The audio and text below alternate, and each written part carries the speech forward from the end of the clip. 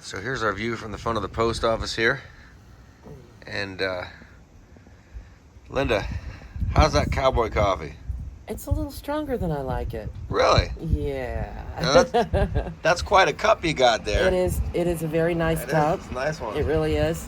But it is a strong, very strong cup of coffee. See the front of that there. So we got And, the Wild Mountain Yarbs cup, campfire side cup or whatever, Yeah. camping cup. Yep. Yeah, Turned out pretty good. that's right. So what we're drinking here is and I got the Indian motorcycle cup. Both of them have Indians on them, so that's interesting. But what we're doing here is we're having our cowboy coffee.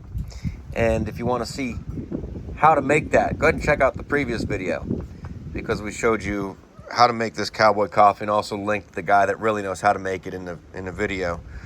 But today we are up here in the mountains. It's a little windy on the ridge. It is a little windy, but I think that's fairly typical for up here, being on top of a mountain. Yeah, You know. absolutely. But today we are going to take you inside the post office, show you what it looks like, and we're going to do a couple of vlogs today.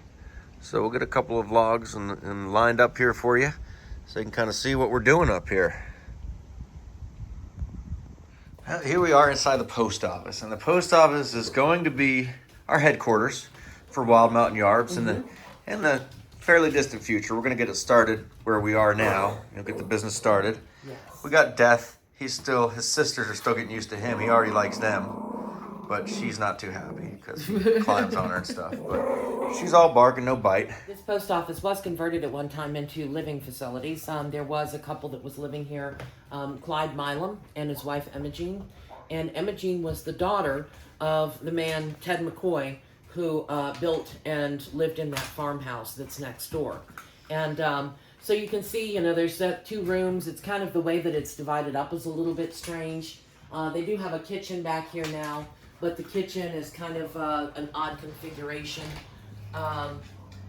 And we have this giant stove, which looks fairly old. But the one great thing about this property is that there are these original doors on it.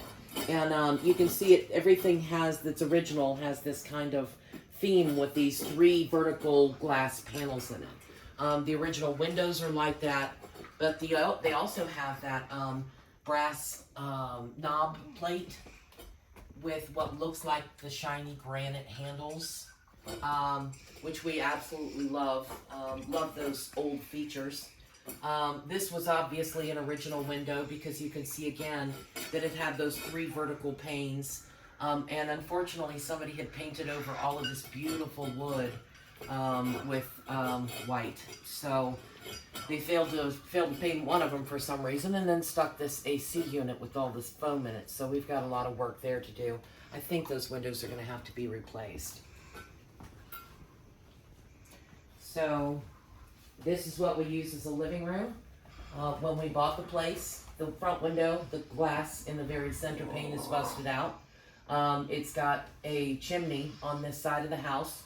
And so this here, the biggest box on the bottom is our wood stove. We got a small wood stove, and we're going to connect that there. We have to take a look at that flue pipe and make sure that it's not asbestos, and figure out exactly how we're going to connect this thing, because it doesn't actually connect, that there's no adapter that will go to a hole that is 6.5 inside diameter, 8.5 outside diameter. So we'll have to do a little bit of work there. And of course the ceiling fans, you can tell the blades are kind of arcing down where it's old.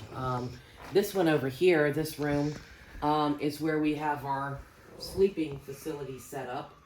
And this big wardrobe here was in here when we came in, although it does have a closet around the corner. I believe this is the original window as well. We have an air mattress sitting up against it. But you can see the 3 vertical panes that are in the 2 kind of side light windows. And then back here, I can get to without tripping. So you come through a small doorway here into what looks like another bedroom. I don't know whether this bedroom and the bathroom that are connected to it right now were at one time used as an office. It would make sense if it was, But, you know, kind of like this is a newer window.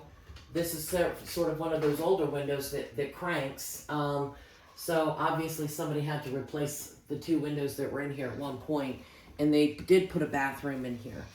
And you can see it has a shower, but it's one of those stand-up vertical showers. We still have a lot of work to do in here because it had the strip of wallpaper here. The linoleum that was on the floor was glued down.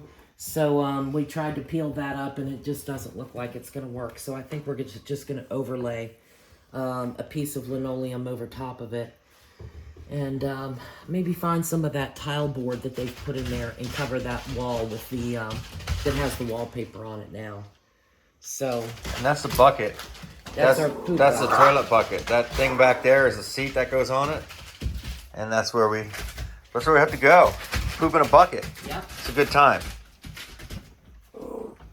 Unlimited flushes. Yep, no clogging. Toilet doesn't clog and you never have to clean it. Well, rarely have to clean it. Right. So we got a kerosene stove here. This is what we use for heat. And it heats us up pretty good. And the walls here, they were all that wooden paneling. Yeah, that 1970s paneling. And it was horrible. We thought at first we were just going to paint over it, you know, get some kills, you know, put the kills on there. But in this area, it looked like the panels were actually wavy, like bubbling a little bit. And I think it's just from the moisture, probably from this window being busted out for who knows how long. So, you know, we thought, well, let's take a chance and take down some of this paneling and see what's behind it. Lo and behold, there was sheetrock behind it. So, nice sheetrock. It had 50,000 holes in it. And so we, you know, tried to spackle over all the holes, gave it a coat of paint. We still need a second coat of paint on it. And then we need to find some trim to go along the crown molding and the baseboard there, just to kind of finish it off. And this stuff here is that kind of like really hard concrete feeling stuff, and I'm thinking that it's there because of the wood stove, but it's ugly as hell, and I'm trying to figure out how I can paint it. It has to be a high heat paint, and the only high heat paints that I could find come in a aerosol can, and I'm not graffitiing my wall, so I figured something out with that. But yeah, so it's a work in progress. There is a lot to be done here. And this is the wood that's behind the sheetrock, drywall, the sheetrock. And we pulled it up halfway up. So we're going to give it that rustic look. We're still working on it here. We got some holes patched up and stuff like that. Mm-hmm. One coat of paint on there, but obviously we got to put some more. Yeah. And then we found some wood out in the barn and we made a little trim there for it. So that's what that is at the top. What's he doing? Peeing. Oh no! Peeing on the tarp. Death! No. No pee-pee! Well, he can't really learn how to ask to go out here. No. We don't have our bell on the door. That's like right. We do back home, so. But I guess I gotta go clean up some pee now.